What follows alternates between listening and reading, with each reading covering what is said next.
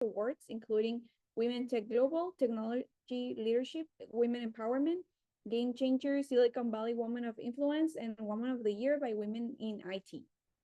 She was inducted into the Alameda County Hall of Fame in 2020 and was recognized as Woman to Watch by Business Chief USA. Rashim is a Forbes Business Council member. It is my pleasure to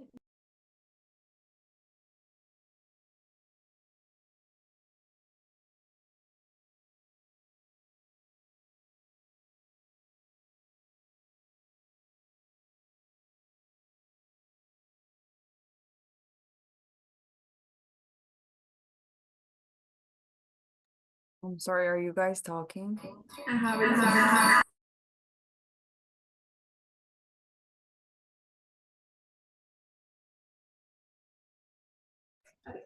I'm so sorry, guys. Sorry, guys, is that we had a confusion of microphones. We will start again with Viviana's introduction. You guys can hear us now, right? Great, okay. It is my pleasure to introduce Viviana Chiang, a dynamic and multifaceted professional whose expertise spans engineering, cultural advocacy, and environmental sustainability. Viviana is currently a test engineer at Tesla, where she applies her skills in industrial engineering, honed during her studies at CETYS Universidad. Her journey with Tesla began as a vehicle durability and reliability test engineer intern, showcasing her dedication and growth in the field. Viviana's passion for cultural heritage is evident through her role as a content creator for UNESCO's Memory of the World Mexico, where she promoted the country's documental heritage. During her passing through CETYS, she was a member of the Chinese Student Society and Musicali. Her commitment to sustainability and promotion of cultural diversity is reflected in her work with these clubs. Additionally, she was a suspension and steering lead for a CMB Racing Team, combining her engineering and leadership in driving innovation in off-road vehicle design. Viviana embodies a global perspective and a commitment to lifelong learning. Let us welcome her with a virtual cheer to the sky.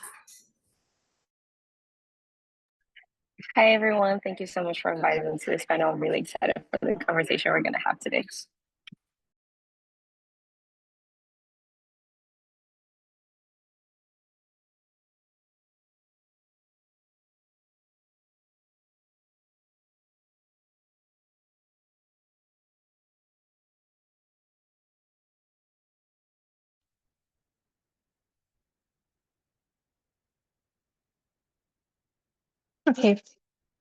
Okay, for me, it's an honor to introduce Michelle Quevedo.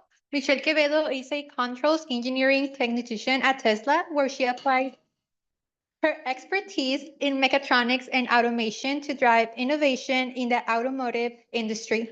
With a strong foundation in engineering and management, Michelle holds a degree in mechatronics, robotics, and automation engineering from CETYS Universidad, as well as a business administration degree from the City University of Seattle. Her academic excellences earned her magna cum laude and summa cum laude honors, along with prestigious recognitions such as the Mechatronics Engineering Honorable Mention and the Medal of Honor. Passionate about technology and problem solving, Michelle has contributed to high impact projects, including NASA's LightCube CubeSat microsatellite mission and the CMB Racing Team, having participated in the Baja SAE competition. Beyond her technical achievements, she is a dedicated advocate for inclusion and education, co-founding the Diversity Club at CETYS University to promote a culture of respect and equity. As a leader, innovator, and mentor, Michelle is committed to shaping the future of engineering and automation. Today, she joins us to share her insights and experiences. Please join me in welcoming Michelle Quevedo.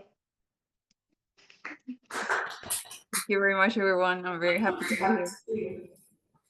Thank you, everyone that also joined us virtually through this Zoom session. Thank you, Michelle, Viviana. Rashim is going to join us in just a few minutes.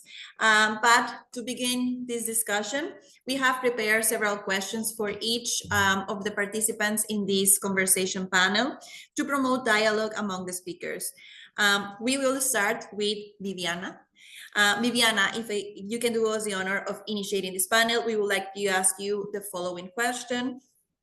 What unexpected challenges did you encounter transitioning between cultural contexts?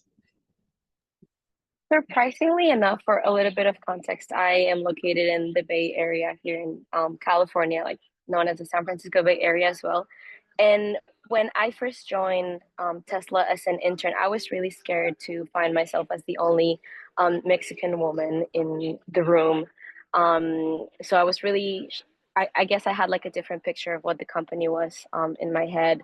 But once I got here, I found myself shocked to the fact that culturally, the Bay Area, it's very rich in cultures. You have people from all over the world because these like really big tech companies have all of the resources to really get the best type of talent, regardless of like where their background cultural is. But I did notice that because Tesla is an energy and automotive company still in that automotive realm, so it's still like the 10% of the workforce is women. So that was a bit challenging because at the end, I guess we tend to forget that we're like the woman in the room, and there have been like occasions in which like I find myself being like the only woman in the room with like 30 plus engineers, and it can be a little bit frightening. But one thing that has really helped me out is like reaching out for other women leaders that have been in like this position before. So thankfully we have like a community of women that we like do like monthly meetings basically to just like sort of like this, like discuss, talk about what challenges you're facing, and based on their experiences as well, like how we can encourage each other to like speak up and walk through like the scenarios and like which could be what like we could be faced. And that really helps a lot, just finding other people like you culturally as well, to just like reach out to them and like for support. Thank you very much, Viviana. I think it's really important, you know, of everything you've just mentioned, the looking for communities and not being afraid to ask questions, especially lean on as you mentioned, women that they have already been in those positions of, you know, job positions or having similar experiences than you. I think that by the end of this panel, probably everyone joining us will be convinced of the high importance of forming these type of communities and staying together and always in touch. So thank you very much, Viviana. We will follow up with Michelle. I'm really happy to see you again. Last time I saw you, I think was a couple of years ago when you were graduating from the double degree program. I'm really, really happy to see you and so proud of your progress. And the question for you will be, can you describe a moment when your cultural identity felt like a professional advantage? Sure. I mean, I feel like, as Viviana said here, at Tesla, it's a very like we have very diverse cultures here, and so I feel like there is a lot of Latin people, and so I feel like working with a lot of people from either Mexico or just Spanish speakers is very helpful because you can contribute like with them through projects or just like learning from them. And it also works to like bridge like any communication gaps between the teams, because sometimes there are people who might not be like very good with English, or like their understanding is like very low. So it's very nice to be like collaborating with like everyone, so like we can all come together to like understand what like we're doing and everything. So I also feel like being a Mexican woman also helps because I feel like we have a very strong sense of resilience, adaptability, and problem solving. So it's also like that saying of like Mexicans, we just use all of our resources to like come with any solution that we can. So it's just like we're very creative and we like just need to solve if we need to solve every like something, like we just come with anything that comes to mind, you know? So I also feel like my perspective or like others perspective, it also adds a lot of value like in this global context. Awesome. Thank you very much, Michelle. Viviana, I saw that you raised your hand. Do you have anything to add to that? Yeah, actually, along those lines about like the language sort of, once I got here, I think I was really like terrified of like not being as fluent because you go from like only speaking Spanish to just like having to speak English for 8 hours continuously, and sometimes like you get like stuck there in your head. But what I also noticed is that because like here's full of people like with very diverse backgrounds, um I guess I was really, maybe it's because CETYS is located like in the border between Mexico and the US that we like have this California like accent idealized. And it's like, if we don't sound like American Californian, then we don't speak the English, right? And then you get here and then you're talking to people all over the world with all of these different accents. And then you realize like, yeah, of course I'm going to have an accent because it's not my first language. But also like no one here like has the language like as their first. And it's like a reverse card. It's like, hey, like on the contrary, like I have this huge advantage that it's like I am fluent in both languages, technically like 2+ languages, and I think that's like very powerful. So instead of looking at it like sometimes you will walk down the hall and you would see like people just talking in the language that they're most comfortable with, because again the idea of like once you're working here is like get the idea across. So if you're able to communicate technically in the language that you're working with, it does not matter if you have an accent or not, because at the end of the day, all of us are from all over the world. So thank you very much, Viviana. I think that is a really important lesson for everyone listening. I constantly listen to my students here in CETYS or in other type of environments, constant apologies because of our accent and the way that we pronounce. Never apologize. You are doing a great job only by speaking another language.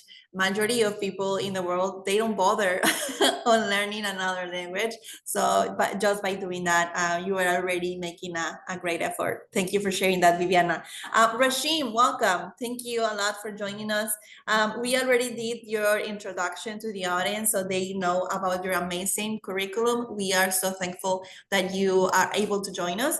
And as you know, the topic for this conversatory panel is about the immigration process or immigrant women that have leadership positions in the United States. So the topics revolve about culture, leadership, etc. And we are giving questions to each of the participants.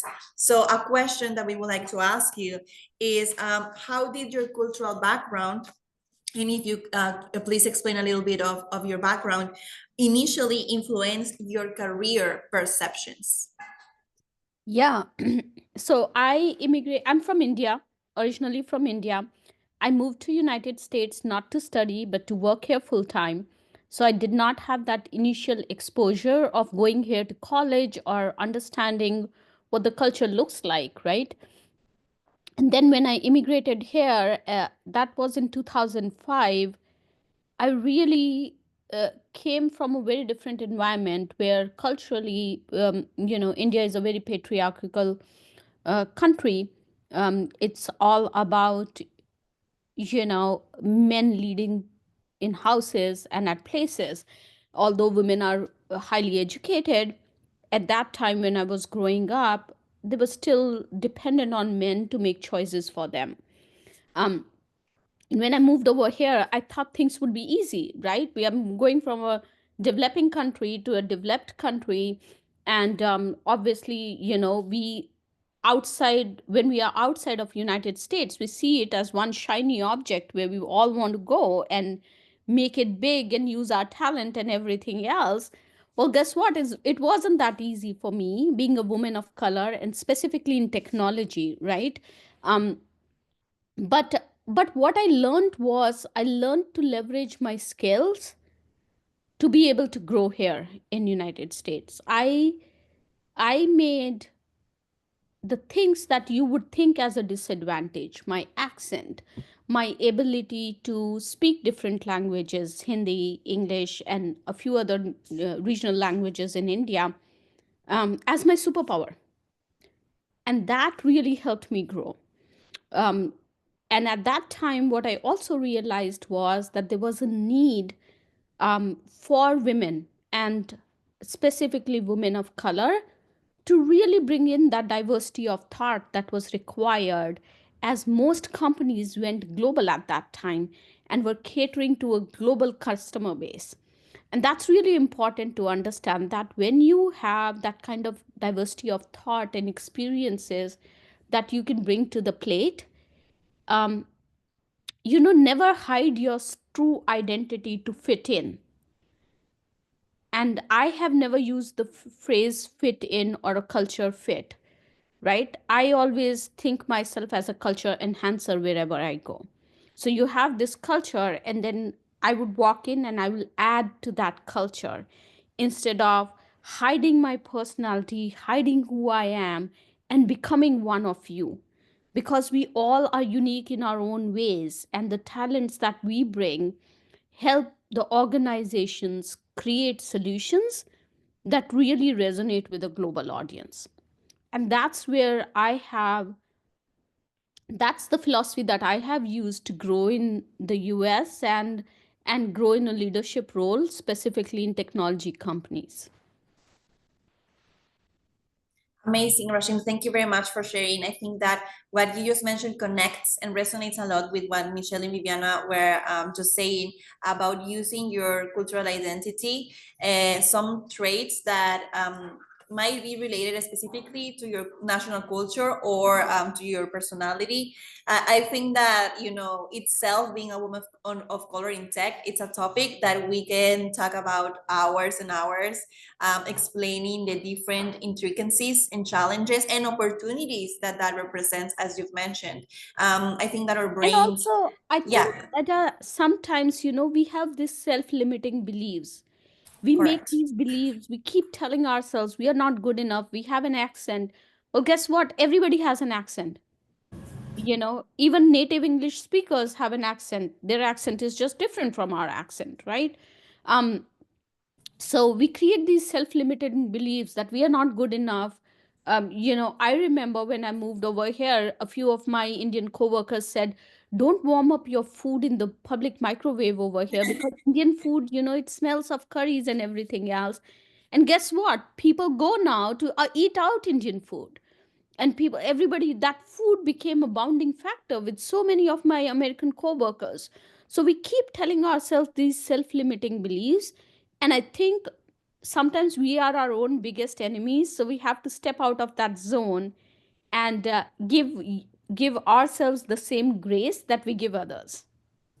Yes, that is great advice. We think often about everyone else beside us, and it's really important that we become our biggest advocates, because if it's not ourselves, probably not other people will be as willing to do it for us.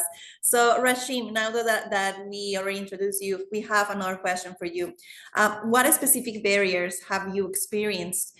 You've mentioned already some, but as a woman with a diverse cultural background in this specific industry that you've been working on?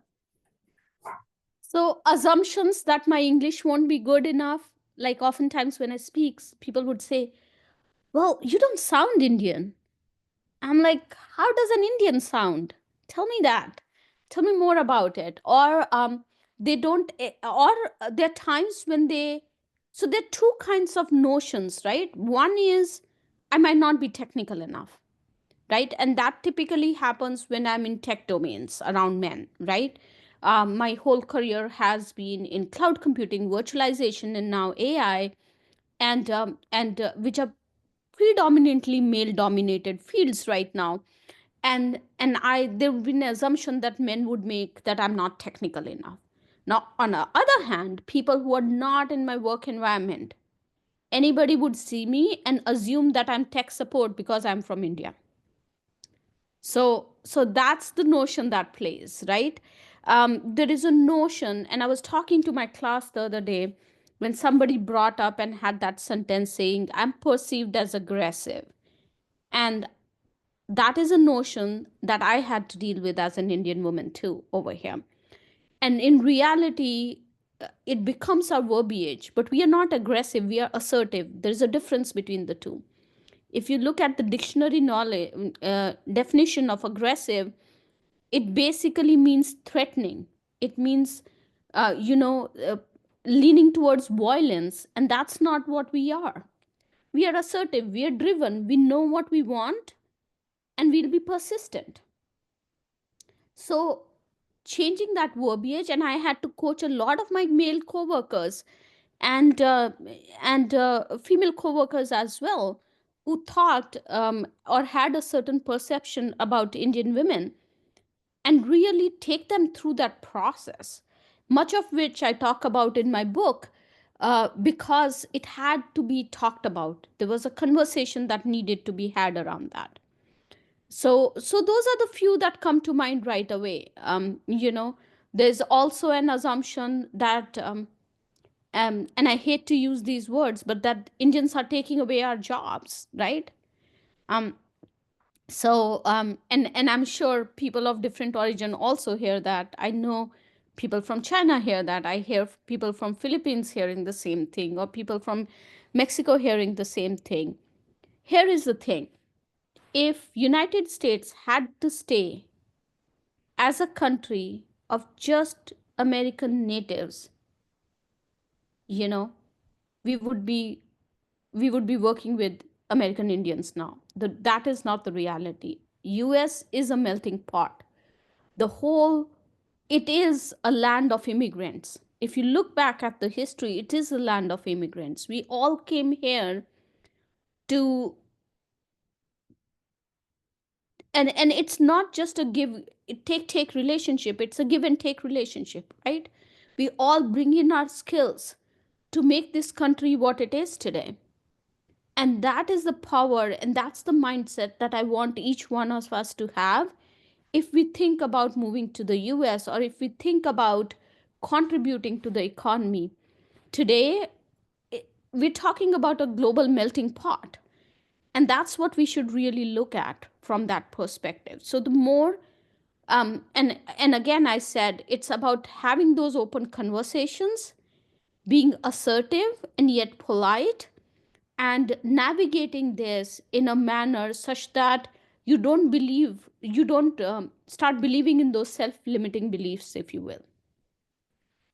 Thank you very, very much, Rashim. I think that everyone here takes note about how to respond when someone labels you as aggressive. I think that what they really meant is assertive, but of course, certain people will feel threatened by the possibility of a woman taking the lead, right? It shouldn't be like that, but we know that sadly it is today. And also, I think it's really important that if anyone that is here in the session is considering to move to the US to pursue a career, they should be lucky to have you because you are a professional individual with skills that are in need in that area. So no matter if it's the US, the UK, Europe, South America, other parts of Mexico or the world, don't put limits onto yourself just because you are, afraid or fear is normal, but don't let that limit you. Thank you very much, Rashim.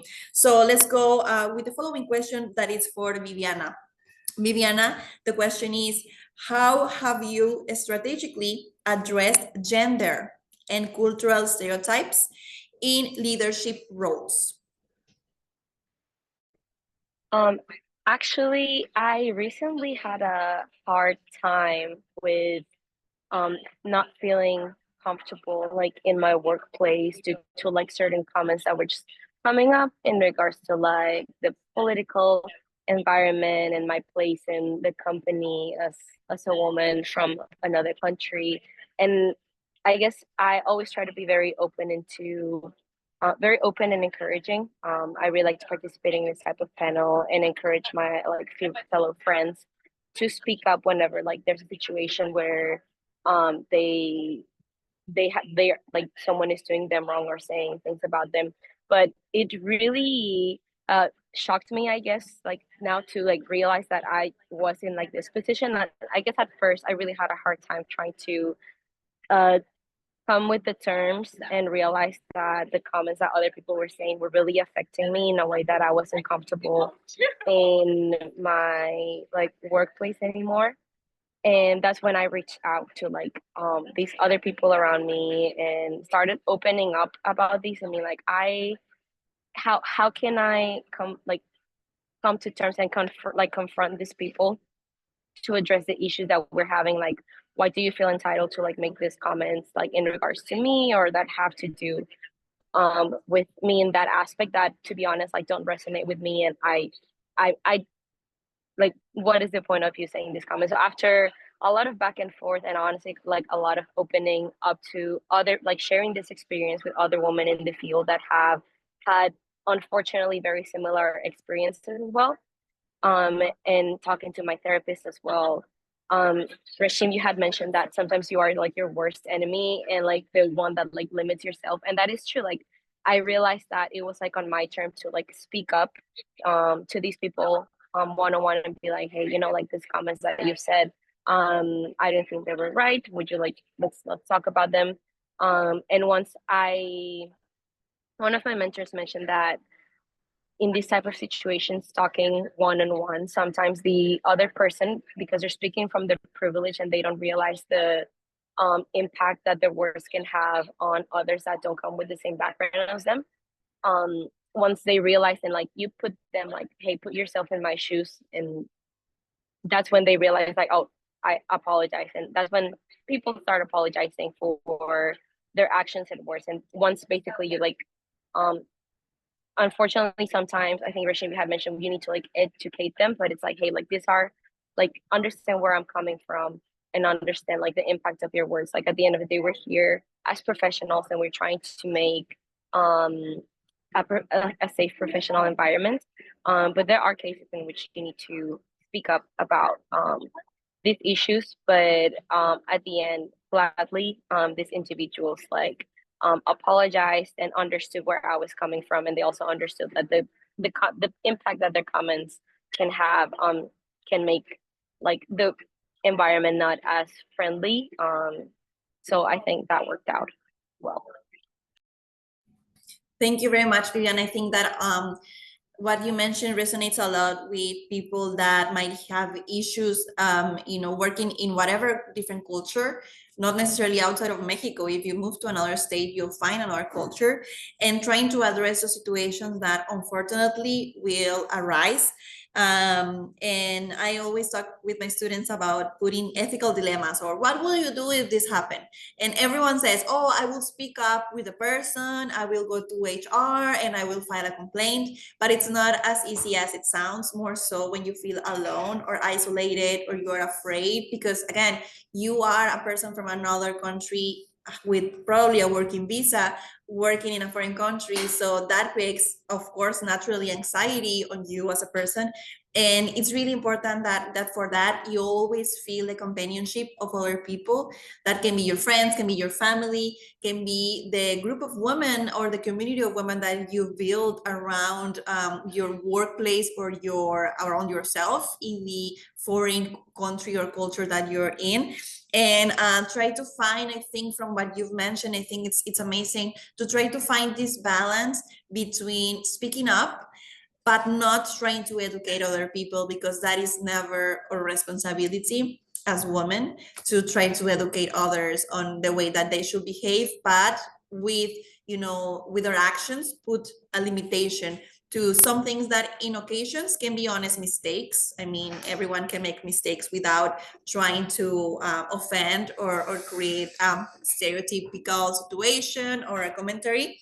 but try to find this balance where you can find an assertive situation to a problem that can be something that was just a misunderstanding from the other person outside. So thank you very much, Viviana.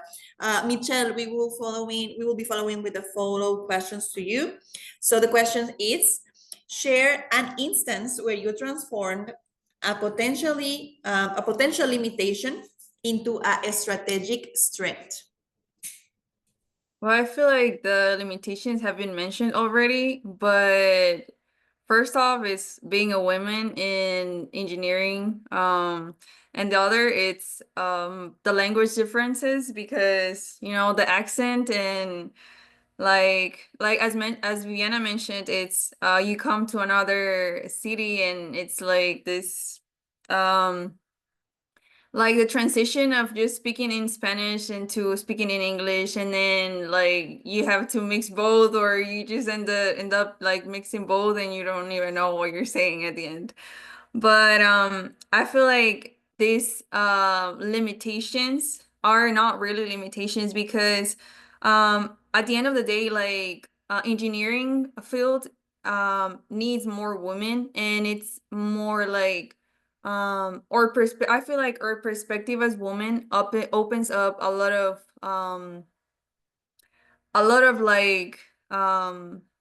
like solutions, challenges, and more. And so it's like very like empowering to like be like one of the women there around men, who is also like giving your perspective, your ideas, your opinion, and like having a place and being like, hey, I'm here because I did this. So it's not really like a limitation at the end of the day. It just becomes like a strength. So it feels very like empowering. And it also like regarding the language, it's also empowering to feel like, wow, I'm a Mexican woman here surrounded by a lot of men. And I'm doing this and I'm speaking up for myself, and not only for myself, but for like other women and Mexican women too, you know. Thank you so much, Michelle. I think that it's really important to everyone to understand that you will always face challenges, problems, issues, limitations in the workplace. Being adult is not as fun as it should be in the workplace, right? But you will always find a solution. And I promise you this, you can find your own solution. You can work in a team to find a solution. It might not be the solution that you thought it would be, or that you wanted in the first place when, you know, this limitation appeared, but it's in you. Trust in your capabilities and the capabilities of those around you, and you more times that not, you'll find a solution, and you look back in a few years and be like, hey, you know, I got through that, and it was me, it wasn't anyone else. I did this thing, right? So I think that everyone should be proud of themselves when they overcome those type of situations. Go ahead, Viviana. In like along those lines, like I think Michelle and I, we share Rashim as well. Like we share like this, like want to also like encourage other people, but sometimes it can be very draining, and we need to take a couple of step backs and be like, hey, at the end of the day, we need to take care of ourselves first and figure out, because like these cultural changes, they can like really shake your world, because you're like, okay, like now first I need to adapt into like this new environment, and I need to like survival mode is on. So like before you can take care of others, I think like Ada, you had mentioned it earlier, like we have this feel of like we want to take care of others, but like no one's gonna look after ourselves more than us. So we also need to be able to like draw those lines, be like, hey, I would love to help you out, but first I need to help me out first, and I need to take care of my priorities and my needs. As someone who always wants to like help out other people, this is something that I had to like step back for a little bit while I was going through like this transition back to like living here. And I guess learning to say no was very hard for me, because I had big FOMO. I always want to be a part of everything. I always want to help everyone, but it's also once I realized that it was also taking some time and energy for me to take care for me and like put time aside for like my hobbies and all of this, I realized that I was burned out, and it was like, hey, if I want to keep doing all of these things, I also need to be realistic with myself and just in a kindly way say like, hey, right now I cannot help you with this because I have other priorities, and if the priority is like you at the end of the day, that's also totally valid. Thank you, Viviana. I think that it's so valuable, all the experiences that you are now sharing, because as you've mentioned, it empowers others and it gives a little boost of confidence and trust to everyone to try to follow your steps. And, you know, we will be always afraid of many things with fair reason, but, you know, we have each other. So, I mean, we have you guys' advice, which is really, really valuable. We will go again with Michelle for the following question. You already mentioned some of your strengths and parts of your cultural identity that are advantages to you as a professional. You've mentioned your resilience, your problem-solving skills, that you're hardworking, which I can testify for that completely as your former professor. So the question is, how do your unique cultural perspectives enhance your leadership approach? And I will add my 2 cents here, because since I've already known you for a few years, I know that you did a double degree, you traveled to Seattle, and you did other activities here in CETYS involving international experiences or different cultures. So how do you think that those experiences enhanced your leadership approach? I feel like it helped me a lot to get to know like other people, other perspectives, and other types of living and the struggles that other people have, and be more comprehensive, be more open, be more like have more empathy for others. So I feel like that's very like all my experiences when I was a student were like very eye-opening, and it like all of those made me like understand other people's lives, and I don't know, it was very heartwarming as well. Um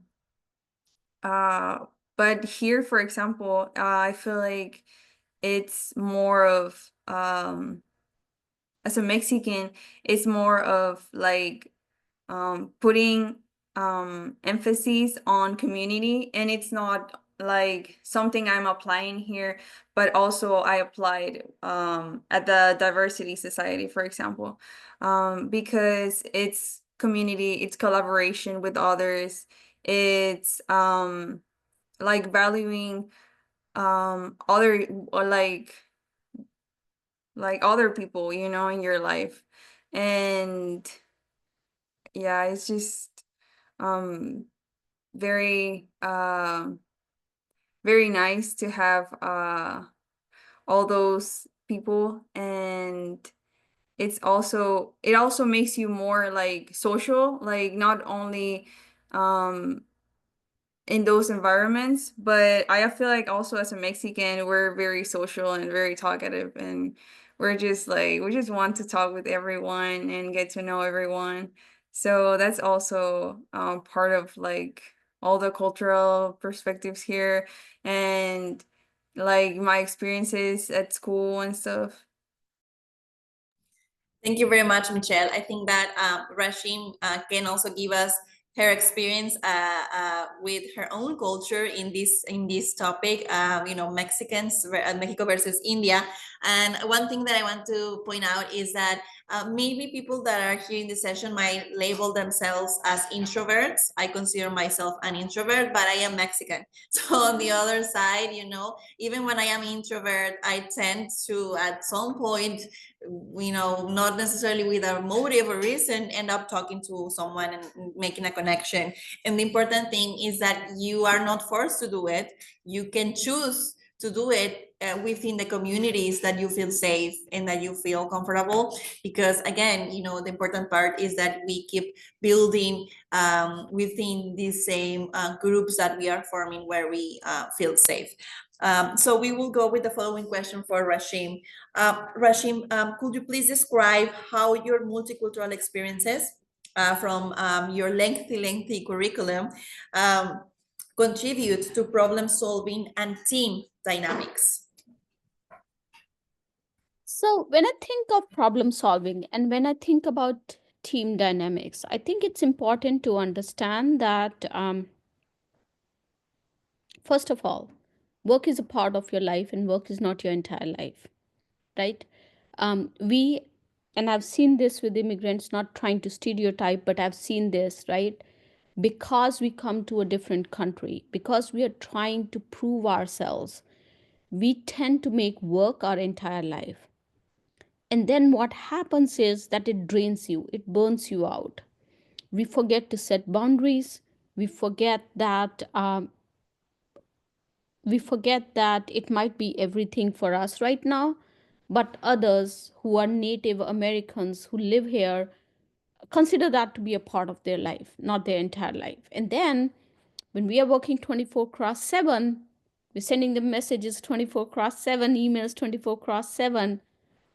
We're just like, we are perceived like, oh my God, this person is a little too much, right? Step back, like this will happen, this will be done, everything else. So understanding your team and having that cultural awareness is very important, right? And this has helped me because I've always led global teams. So this has helped me understand the nuances around it. There's some countries, specifically, you know, like Japan being one of the country and others, where people would not directly say no to you. But they fundamentally, if they feel like they're not agreeing on something, they will not agree. They will not comply, but they will never say no to you directly. So understanding those cultural nuances comes with the cultural background that we have had, right? And sometimes, and that's why you'll see people who come from different cultural backgrounds actually excel in leading global teams. That's a superpower because you understand time zone differences, you understand different cultures, you understand holidays, you're more open to being sensitive to those needs because somewhere in your career, when you immigrated over here, somebody was not open to those needs that you had, right? So that's one piece to it. In terms of just understanding people, right? Having those one-on-one conversations, understanding what resonates with others, what are their values, how do they think about work and life, what are their goals, and having that understanding helps you be a better leader. So those are a few elements, Ada, that I think really help. And coming from a different cultural background just provides you a bigger canvas to play with and understand different dimensions.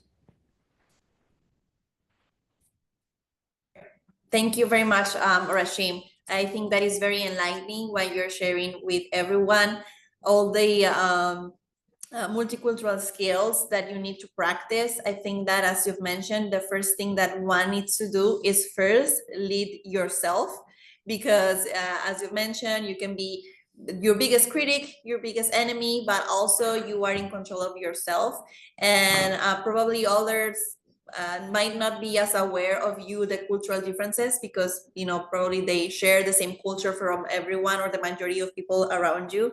But that awareness of your own behavior and others' behavior, it's really crucial for your success and your development as leadership. And working in teams, as you know, in every type of work or industry that you do, you will be working in teams.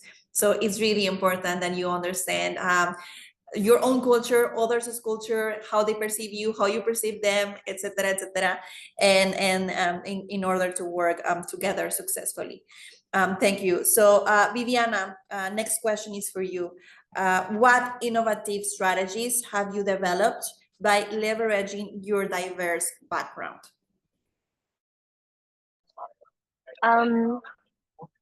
I would say when it comes to problem solving, and I'm thinking like moving across, working with like cross-functional teams. At the end of the day, like at least in the field that I am, I do vehicle testing. I break cars. I don't crash them. I break them. But design engineers aren't super happy when you break, the product that they worked on. So being in an approach, like taking an approach, maybe it's the Mexican in me, maybe it's the introverted in me, but just like, hey, we see this issue, how can we solve it out? Aside from just like being like, hey, like this broke, and let's figure out more like, hey, let's work towards this. How can I help you? Let me understand what you need from me, as like a test engineer, for you to have all the data that you need to make this product better. And like having this open conversations really come in handy. And I've noticed that other coworkers sometimes just go with, I guess, the standard in the way that they have always done their testing. And I guess maybe it's also like that empathetic part of me of being like trying to understand where you're coming from, so that we can work better and at the end make a better product that is going to benefit all of us. I think that is very helpful, and like an advantage that I've noticed that I tend to have versus other like coworkers from not such a diverse background than me. I'm very grateful to also have a coworker. She's also another woman like on my same team, engineer, as well. And we share this type of personality and approach as well, as in like, let me help you. Let me help me by helping you as well. So I think that's a very like a strength that I've noticed. Thank you, Vivian. I think that many of us will think about ourselves. I don't know if it was the same for you guys, that we think that when those problems or challenges come, we won't know what to do. And let me tell you to everyone that you've been solving problems since the day that you were born, basically, and more probably you're not giving enough credit for to yourself. Think about a moment where you had a misunderstanding with your parents or with your friends, or that you had a really, really difficult project in school. You did it. You solved it in some way, maybe on your own or asking help of others. So it will be the same when you go into the workforce, when you go into a job position, either here in Mexico or in another country, you will solve those problems. So it probably be difficult during that period of time where you have to bring a solution, but it will be okay, and it's within you to provide these solutions. So we will go with the following question to Michelle. The question is, what mental frameworks help you overcome professional obstacles? I would say adaptability, because it's a very different city. It's very like a lot of other people that you don't know.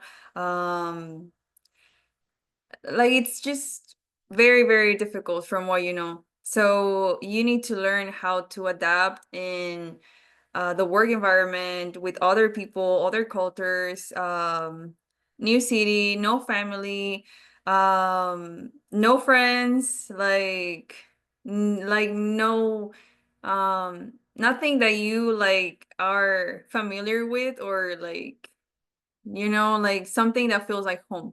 So it's very, I mean, I would say that it's difficult at first, but it's something that you start like developing, that you just need to adapt to different things throughout like your whole journey, your whole life, literally. Another thing is that I feel like seeing challenges as opportunities to innovate, to change, to grow, to learn, to become better.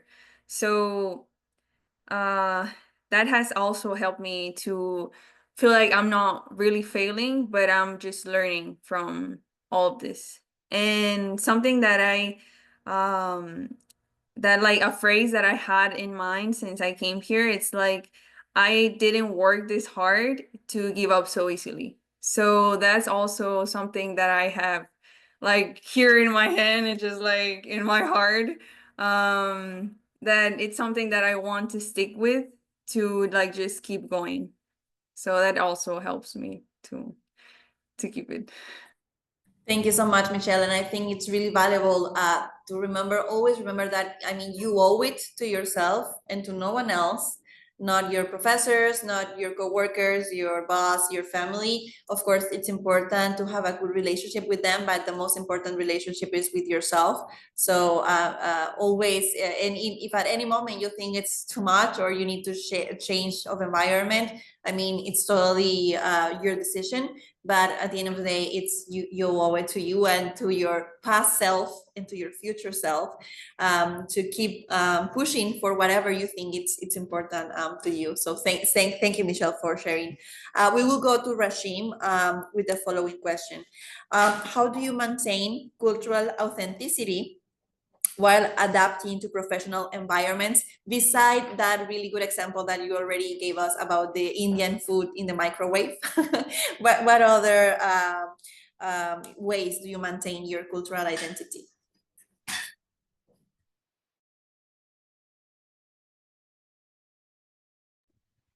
I think the biggest thing is to accept who you are, right? There's only one of you. And instead of blending in, instead of dimming your light, it's all about shining your light. And that is the part that I have never shied away from. This is, I don't know what it is, but oftentimes people talk about, you know, how they felt shy about embracing their identity, and I've never shied away from it. I've always thought of it as my superpower. And I think what that has done is that, for me, is that I can walk into rooms and basically command the room with the confidence that I have. Because when you are confident in yourself, when you believe in yourself, everybody else believes in you. When you do not believe in yourself, you exude that you exude that nervousness about you to everybody else. And if you're not ready to bet on yourself, nobody else would be. So for me, it has been about, I'm going to show up as who I am. This is an opportunity for me to really show up with a growth mindset and learn from others and make sure that they learn from me too. So when you go in, and that requires really, investing in yourself, understanding who you are, know your values, what's your North Star, what do you stand for. I still spend 30 minutes every day learning something new. And when you do that, there's so many ways in which you can interact with others. You can be in a perfectly, collaborative work setting where you might be engineering, another person might be finance, and there's nothing common in the work that you do except for the company that you work for and the business goal, but you can find threads of commonality. You can build that trust so easily with them then. And when you do that, then basically work becomes easier. And when work becomes easier, when you're able to achieve your goals, that's how you grow. So I think I answered your question, but if you had a follow-up, I'm happy to answer that. No, I think that you answered wonderfully. It's really important that we work on that self-awareness that you were mentioning, because in that way we can be better leaders and better, co-workers, to work with other people. And we all have self-doubts from every now and then, but it's really important to believe in ourselves, build that confidence, because in that way it will be, easier to collaborate with others. Thank you very much, Rashim. Viviana, so the next question to you is, what support systems have been crucial in your professional journey? Having other women in the environment has helped me so much, especially like these past couple months where I mentioned like I was like struggling with some situations, because sharing those experiences and like voicing them out loud, like things that you're not comfortable with or like experience that you have had to face, I guess speaking up about them and being more open makes you first realize that you're not alone, and that other people have faced the same situation or very similar situations that you have, and also that people are going to have your back, and also that the feelings that you are feeling are very valid. And yeah, having a support system is very, very helpful. And sometimes support system can be like a cultural or gender like support system, or even like work industry. But just being open and sharing those experiences with others. I think once like you're sort of like validated, it's like it's very encouraging and empowering, and like hearing other people relate to you really help you, encourage you to like take action into the next steps that you need to take to overcome whatever challenge it is that you're facing. And even in like work environments as well, just like yeah, reaching out to people that have had like technical similar failures and be like, hey, how can I solve this? How would you like recommend me to like solve this issue? Just being always open to ask questions. I think it's very important. Rashim mentioned something that I really liked, that about like being confident in the room. I think like in my personal life, I tend to be very confident, but once I started like this technical job, because back when I was like an agent before I got hired as a full-time, because it was basically like a new world that I didn't really like understand, trying to balance that like confidence and like being humble about like the things that you didn't know, and being open about all the things that you need to learn. That can also be very challenging, because you're coming from a place of like, I know that I'm gonna face all of these challenges. Like whenever you start like a new like workplace or like major, or like if you're pursuing like a master's degree, like anything new that you're learning, being humble enough to be like, hey, I don't understand what's going on, and it's gonna take me a while to learn, but I have the attitude, the confidence, and the will to like learn it. I think that's like more important than like what you know or you don't. Also like on a being on a role that has like a lot of failures, because that is the nature of my job, testing things that will break. Also like learning at the end, like you learn that failures happen because you need to learn from them, and like that is okay. And I think sometimes coming from an academic perspective, I used to be a straight A student that I always wanted everything to be perfect. I was very by the book, and I always like did things like over the top. And then you're exposed to this environment when nothing goes as planned, and that's when like your instinct really kicks in. It's like, okay, how are we gonna solve this? I have tried what we has been done before, but like when you're like in this positions where it's like you're really working with very like innovative technology that no one has ever worked with before, you're facing the, okay, now let's get creative, let's get curious, who can I reach out to from other departments as well. Like these companies can be very big or very small, but someone might know a tool that might be super helpful for you to solve the problem that you're facing. And it's like trying to open this communication and reaching out to others is really helpful when you're trying to solve problems in the world. Thank you so much, Viviana. And you know, that support system can have different shapes and forms for everyone. Can be, you know, your family, your friend, a sports team, you know, that group chat in your phone where you can say the wildest things and they won't judge you. I mean, it can have, you know, many shapes and forms. And I would just like to add up that, you know, that process of having a support system, it is a challenge too, because that support system sometimes is not trained, or you know, they have all the answers for you, but at least you know that they're there. Right? And something that I recommend everyone is that you practice empathy to yourself, but also to your support system, because many times they won't have the answers, or you know, they don't exactly know what to do, but at least, you know, they're showing, you know, their support.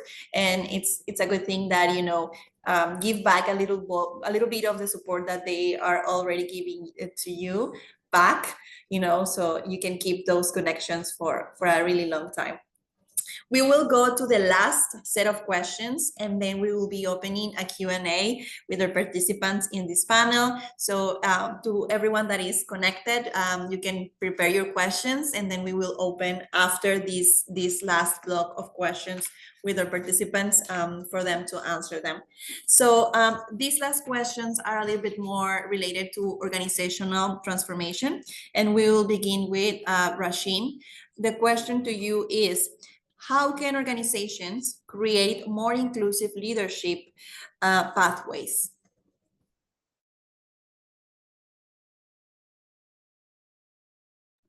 I think it all starts with empathy,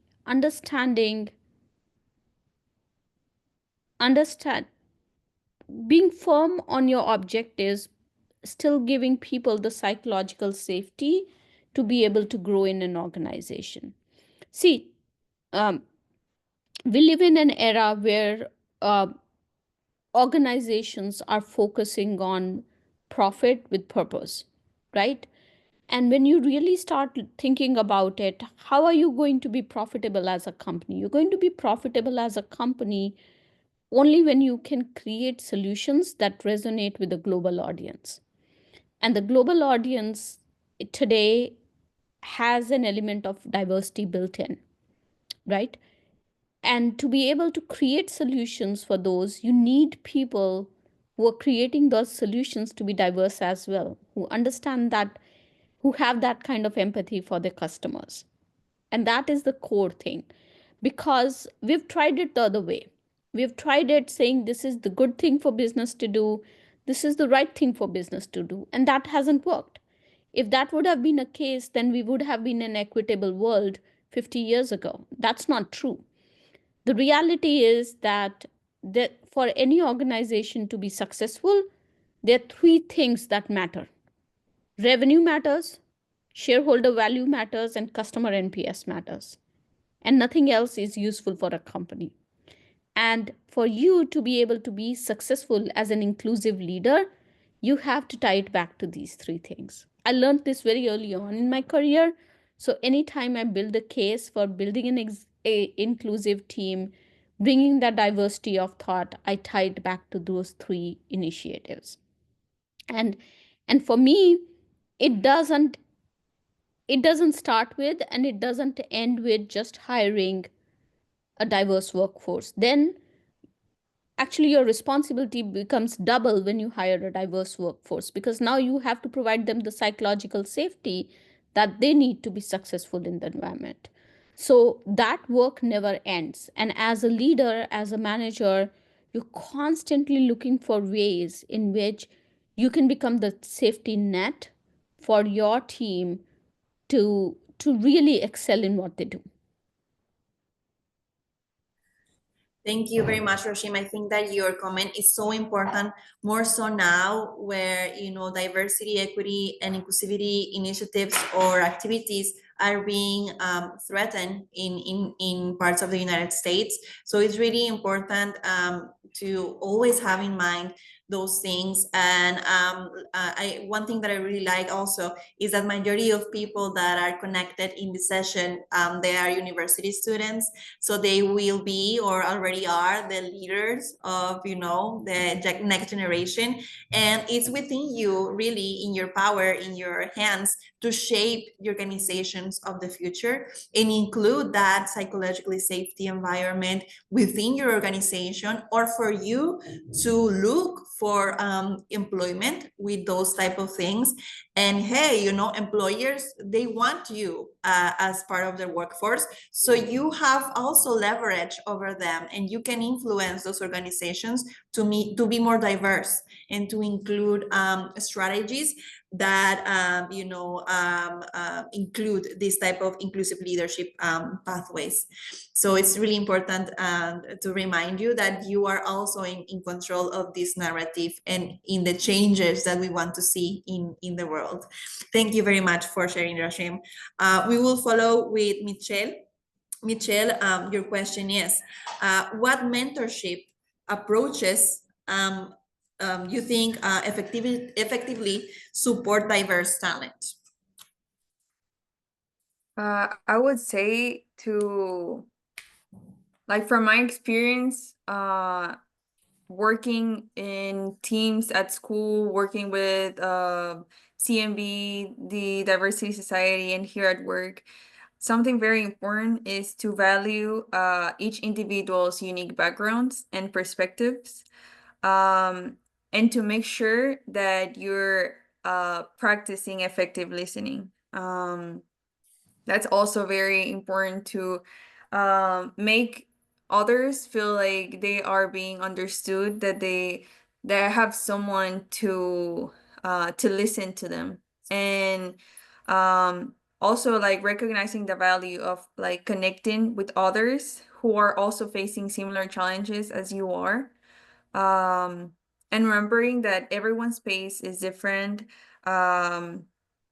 Everyone has different abilities and knowledge, and everyone's timing is also different. So that's also very important when you're like trying to mentor or trying to work with other people, trying to guide other people in their paths. And also always be open to learn from everyone. Doesn't matter their age, their education, origin, level, like everyone can teach you anything, you know, something very valuable, or maybe something that you can just use once, but it will be something helpful either way. Thank you, Michelle. And another thing that I think it's important to remember is that, you know, mentorship is a really good tool for ours that can be mentors or to be mentored by someone. And it's really important to ask questions and, you know, look for that mentorship, because it is really rare that someone with a lot of experience will go directly to you and be like, hey, I want to be your mentor.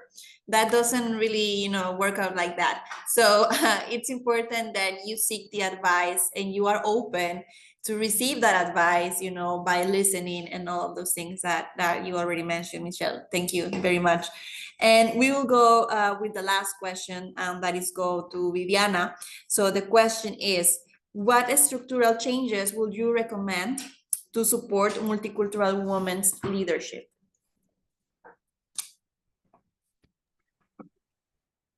I guess promoting spaces where for diversity and like inclusion organizations, I think those are very important, and I definitely have been like on the hand of like perceiving or being part of them, and them really helping me to like advance like as a professional, because having that feeling of comfort, understanding, and empathy in a community, in like a workplace community, I think it's very encouraging, and sharing those experiences like with the challenges that might be very unique to you.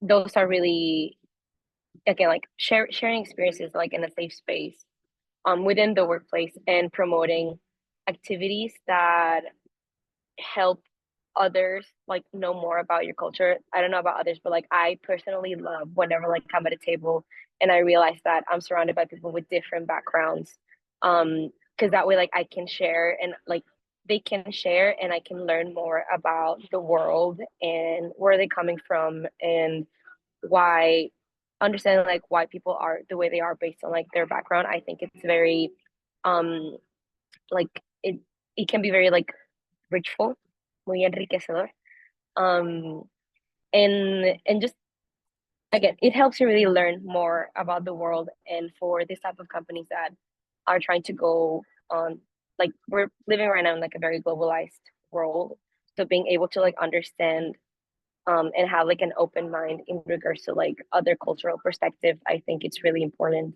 and it's crucial. Now it's not an advantage anymore. Like we are already globalized, so it's something that every organization and institution needs to implement, having this like open mindset for diversity and globalization, and be able to like understand their markets better. I think it's very important. So definitely like creating like these type of spaces it's a must for companies that are trying to grow their market and for organizations to work better, because these diverse background at the end just comes with more solutions to a problem, therefore more efficiency, more creativity, and more progress in technology environments. Thank you so much, Viviana. And I hope that, again, everyone that is here listening, remember everything that you've been, learning from or hearing from Michelle, Viviana, and Rashim, because, again, you will be the leaders in shaping the follow organizations or companies here in Mexico or in other countries. So it's important that if we want to see real change, we work in dismantling those structures that are harmful or not necessarily helping us, and try to build new ones, with an approach on diversity and, of course, multicultural diversity, but also in gender and race, in religion, and gender expression or orientation. I think it's really important that it's being considered. So it will be up to us to reshape those structures that we don't like to see anymore. So with that, we finish with the questions that we have prepared. Now, we would like to hear from everyone that is connected here. If you would like to ask a question, you can raise your hand. I see that I already see a hand here. And for those that are here in the room, we can work a similar structure if you want to participate. So Natalia, we will go with you. You can open your mic and ask your question. Okay, hi. I have a question for the three of you. How did the job opportunity you have find or where did you find it? Where did you look for it? Thank you. So Rashim, could you please start with that? Yeah, absolutely. I was very strategic in my approach. So I actually worked for a multinational company that had operations in the United States. And then I requested that I be put on United States projects because the company was global and there were projects from Singapore and other places. So I opted for US-based projects. And with that, I got an opportunity to work with the team that was based out of US. And then I created a pool of sponsors for myself and requested them to move me here for an on-site project. And that's how I moved over here. Good. So see this strategy, we will listen from Michelle and Viviana, but you don't have to directly move to another country and then find a job. You can create, with time, that opportunity to arrive at the moment that, it will be. But try to be patient, of course, and keep building on that strategy. Thank you, Rashim. What about you, Michelle? I mean, before graduating, I had my mindset in Tesla, so I was just very concentrated on that company. I had other companies in mind, and I was applying literally before graduating and after graduating. But it took its time, and I feel that I got into this point that I started getting desperate. But I realized that getting desperate was not my solution. So I took my time to focus on myself, focusing on how I could become better at job searching, for example. And if I really wanted to have a job at Tesla, I needed to be at a certain level, So I started doing a lot of research, just Googling, asking other people, ChatGPT if you want. LinkedIn works very fine if you know how to use it, I did 1,000 resumes, and each one was better than the other one, So it's also about reaching out, and don't be afraid of asking others, as Viviana previously mentioned. It's also about searching for help to other people, even if you don't know them. it's very important because that might be like where your solution could be, or your advice, or something that could be really helpful for you. That's what like helped me, because literally on LinkedIn I searched for people who studied at CETYS, and like on engineering and working at Tesla. And so I started like reaching out to them, and some didn't respond. Some of them did respond. So I was just like asking them for advices on like how they got there. Some like were like their responses were not something that really helpful. But some others were like very interested in helping you, like they see that you really want something, and they see your capabilities, they start to know you, they start like getting you recommended in the company. And like I'm not saying that recommendations are going to get you there, but recommendations might be very helpful to put you like more on top of like someone else, and that's how like I got to Tesla after like the 1,000 interviews that they like make you go through. But yeah, that's what helped me. Thank you, Michelle. And please take that advice. LinkedIn works. Build your LinkedIn. If you want, take a screenshot of this session and just paste it in there to make a, a post. Post everything you have. Post your diploma. Post every training or course that you have. Because sometimes it doesn't matter what you know. It matters who knows that you know. And those connections matter. So Viviana, what about you? How was your journey to get your job position? I had no idea how to apply for a job.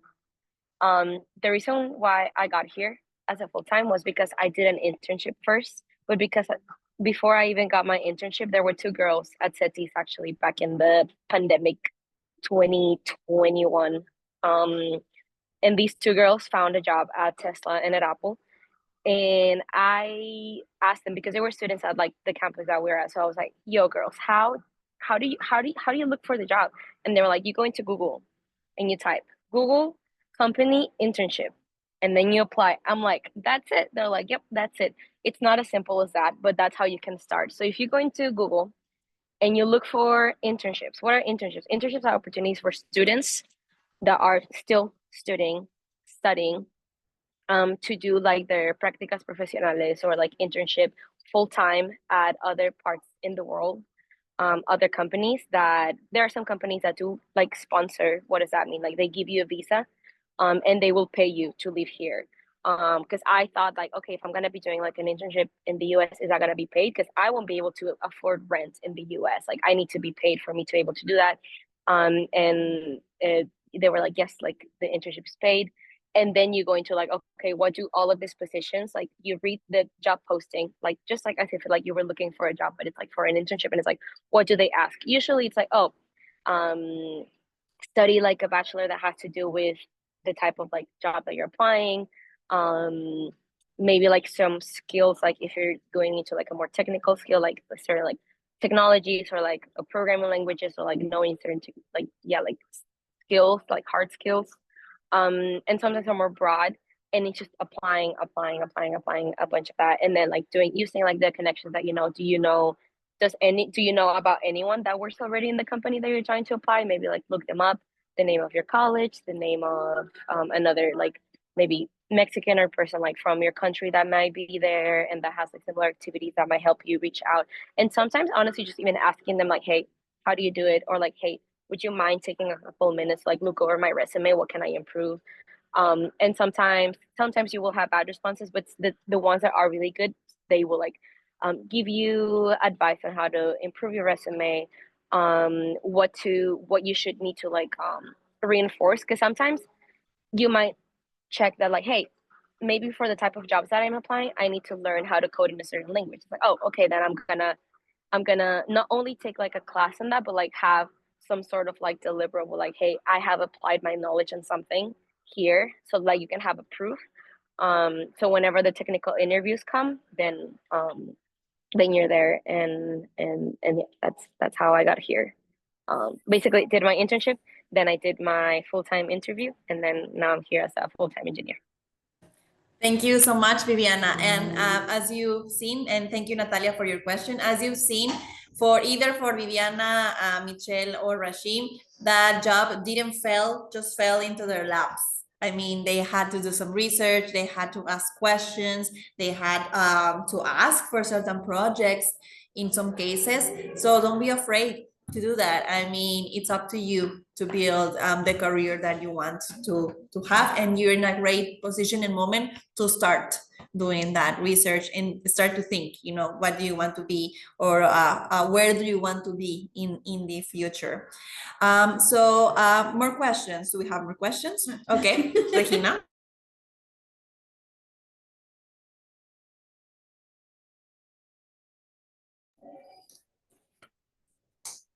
Okay, so I have a question specifically addressed to my professor, Rashim, and this is this is because the other day I was the one who told you that I come off aggressive sometimes, and you were correcting me, telling me, no, you're assertive.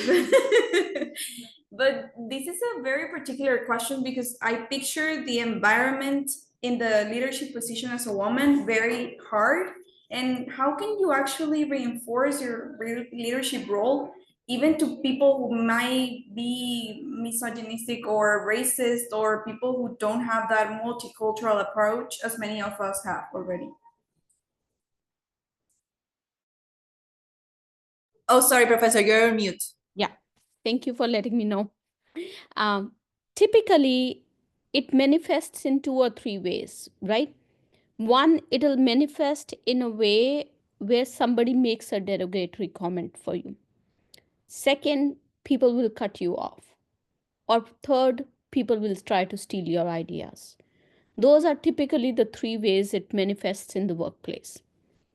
If somebody makes a derogatory comment, call it out right then and there. If you are in a bigger setting, you can say simple things like, I did not appreciate that comment. I would like to talk to you offline about it. But call it out in front of all other people. You don't need to steer away from the meeting. You don't need to fight about it at that time, but you want to call it out in front of everybody else. And you want to look like a bigger person in that whole situation by saying, one, you set the tone for the entire room, because clearly if you heard it, there are few other people who heard it, right? You set the tone that you set the boundaries. You tell others and let others know that if they'll say something to you, you won't let it just go by, right? You'll call them out and you'll want to address that. So that's one situation. And then after the meeting is over, set up time with that person and have a clear conversation saying, I did not appreciate, this is how you said it. Can you let me know why you said that? Right? It's not about you defending or letting person know why you didn't like it. It's putting the other person in a place where they have to justify what they did to you. So oftentimes, it becomes, don't take the burden of proving that you were the victim. Do you know what I mean? Like, it's not about you proving how you felt. It's about other person responding to how you felt. So that's the first thing. Oftentimes, people would come back and say, oh, I'm sorry, I didn't know it came across like that. And if that's the situation, you say, okay, let's just make sure that it doesn't happen next time. Because if you say it, I'll call you out. Those are my boundaries. And you can say that with not being so mean on your face, but don't say that with a big smile and grin as well, because then you'll be diluting your message. So that's the first way to handle it. Sometimes the person would say, oh, you are overthinking it. And if that happens, there's just one comment. It's not about, what you think I felt. It's about how I felt as an individual. and I need to create a safe space for me, and I'm setting these boundaries now so that you don't repeat that again. So that's the first thing. Second thing that I said, people would cut you off. This typically happens. I've been in many, many forums where I've been the only woman with the seat at the table and the voice at the table. And when that happens, you can just say, hold on, I'm not finished yet. I'll come back to you. But pause there. And you call it out sternly, but do not raise your voice until the other person raises, because then you start going in that assertive, aggressive zone, right? So you have to be nice and polite about it, but say, time out, I'm not done yet. Let me complete my sentence. That's an easy way. That way, you're also setting boundaries. Nobody in a leadership team wants to be embarrassed like that, being told by another leader to shut up. And what you technically did was told them to shut up, right? The third is when somebody steals your idea. When that happens, it's very easy to do that. When somebody steals your idea, and that also happens very often, by the way. The derogatory remark thing happens at junior levels. As you start going higher up in the managerial ranks, you will notice that stealing your ideas is the first thing that happens, right? When that happens, it's very easy to say, thank you for reiterating what I just said. And now let me tell you how we're going to achieve this, because the strategy is still yours, right? They haven't thought through the idea, but you have thought through that idea. That's why you brought it. They just repeated your idea. And or I've also used saying, geez, I didn't know you were such a big cheerleader of my idea. Let's just dive deep into that idea now. And that is a very nice way to bring the focus back to yourself. But the reality is that it will consistently happen. You know, it's not about fumbling in the situation. It's not about feeling bad about the situation. It's knowing how to bring the focus back on yourself. So the first few times, I'm telling you that this is all coming from experience. Nobody taught me this. So the first few times it happened to me, I was so pissed at the situation that I didn't even claim that idea to be mine. I was like, okay, they can fuck it. They can do whatever they want to do with it. And I'm sorry, I just realized it's being recorded and I swore over there. But that's what it was. And then I had to, because it started happening so often to me, Regina, that I had to figure out how to pull myself out of that. So those are some practical strategy and tactics to use. Thank you so much, Rashim. I think we will ask you to build like just a workshop on this topic, because I think it's so important to address these situations in a way that it's empathetic to ourselves, first of all, and then, you know, to others, and see if it was just like a misunderstanding in the situation or there is more to it, you know, in that, you know, situation. And let me say this for the record.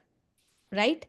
99.99%, it's not a misunderstanding.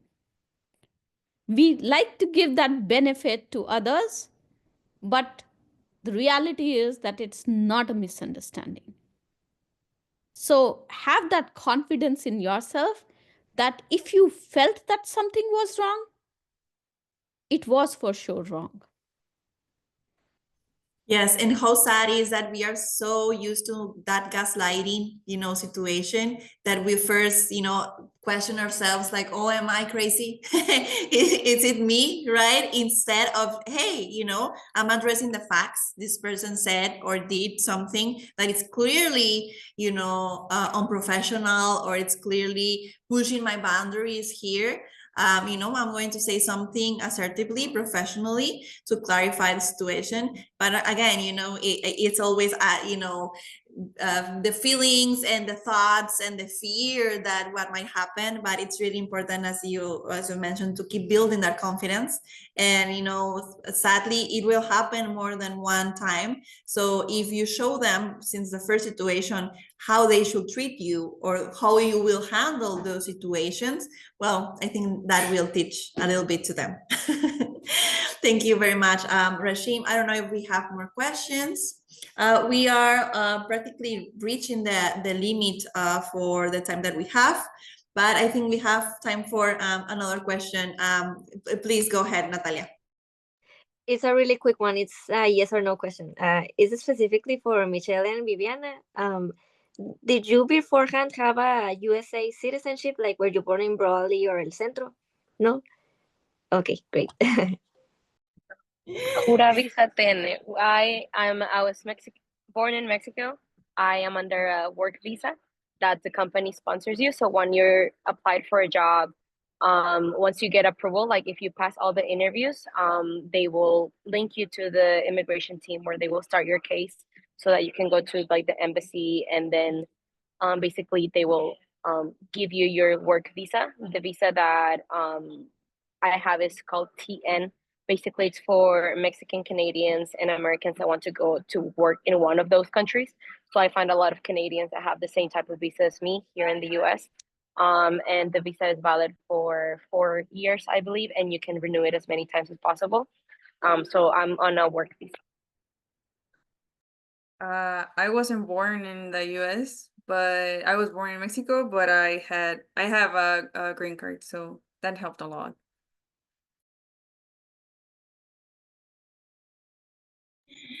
Okay, well, thank you everyone for your questions. It's 4:37, so in respect to everyone's time, we will just like proceed with the closure section of this session. Although it is a shame that this panel has to come to an end, we are delighted and inspired by the testimonies we have heard today from these 3 incredibly powerful women. And we would like to express our gratitude to all the participants for their willingness to share their journeys to success in their respective careers. I think that I speak on behalf of the audience and everyone here when I say that each experience shared today has been both enlightening and empowering. So thank you for your experiences. And to honor the contribution of our speakers, we are pleased to present a diploma to each one of you. This award acknowledges your exceptional input to the panel and the valuable lessons you imparted to everyone present. While it's a symbolic certificate of appreciation, it carries out profound gratitude and appreciation from everyone. So here is signed by me and by Professor Alma, and it reads Certificate of Appreciation, proudly presented in this case to Viviana Chiang for the valuable participation considered in the panel, Crossing Borders, Breaking Barriers, Immigrant Women Leaders, Reshaping American Success Stories, and her inspiring testimony for empowering women, CETYS Universidad, March 20th, 2025. So thank you very much, Viviana. And of course, we have the same certificate to Michelle. Thank you, Michelle, for being here with us. I'm really happy to see you again through the screen. And of course, to Professor Rashim Mogha for her participation in this panel as well. Thank you very much. I'm sure that if everyone has more questions about the experiences of today's panelists, you can, search for them in LinkedIn. Here you can see their profile, so you can learn more and stay connected, stay in touch, maybe ask more questions or for mentorship. And before we conclude this event, we would like to end it on an important note. That is that women should remain united as our collective strength has the power to transform realities, as we've seen here with today's panel and experiences. Thank you all for being here. And on behalf of the organizers from this panel, we have CETYS Model United Nations, we have ATENEA and the Diversity Club at CETYS. Thank you everyone for your effort and for organizing this type of events. And in my personal note, I think that this event should be repeated again, and we need to keep building on this connection. So I congratulate everyone for your effort and for organizing this. And well, to everyone that connected, thank you for being here. We'll see each other again in another occasion, hopefully. And we wish everyone a good day. Thank you.